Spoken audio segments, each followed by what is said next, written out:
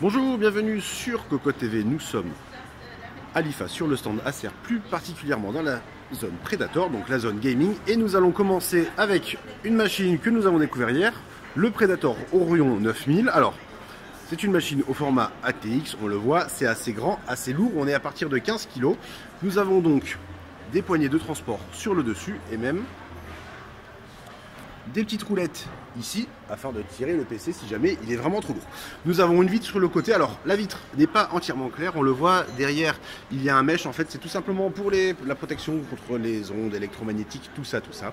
Et à l'intérieur, nous trouvons une configuration qui va débuter à partir de 2000 € avec un Core i7 et une GTX 1070 à partir de 8 Go de mémoire vive. Le stockage, c'est du SSD en 2,5 pouces, du disque dur en 3,5 pouces. Il y a aussi deux emplacements M.2 NVMe.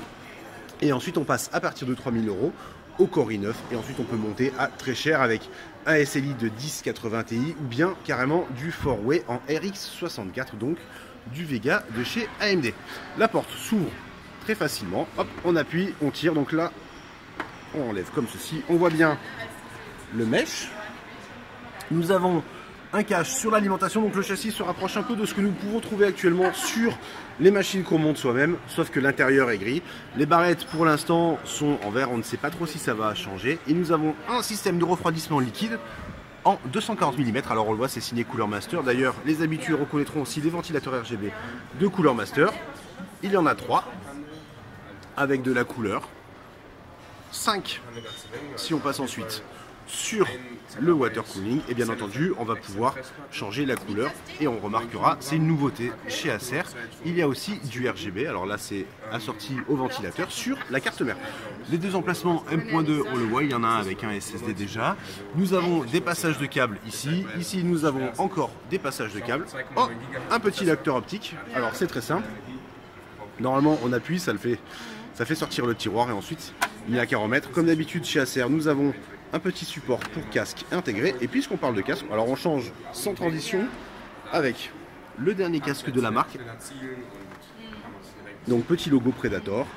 Il y a un micro qui est rétractable. Et la particularité en fait, donc c'est un branchement en USB comme on peut le constater, c'est qu'il est virtuel 7 points. Alors rien de neuf par rapport à la concurrence, pourrait-on dire, sauf que, alors on ne l'a pas encore essayé donc on ne va pas donner notre retour, c'est qu'il y a une gestion du head tracking. Donc pour résumer, si on fait par exemple un jeu de voiture, qui est une voiture qui est sur notre gauche et qu'on tourne légèrement la tête, le son va suivre, ou plutôt devrait suivre, on fait confiance, s'ils le disent, c'est que ça devrait fonctionner. Nous avons d'autres choses dans le gaming avec des souris. Alors là on n'a pas trop d'informations pour l'instant, on le voit par exemple celle-ci est en format ambidextre. Et si on change de côté, il y en a une format ambidextre aussi, mais nous n'avons plus les petits supports sur le côté. Là on voit il y a des boutons pour gérer, nous ne savons pas trop quoi, 50M, 20M. Alors on se renseignera, on fait juste là rapidement un petit tour.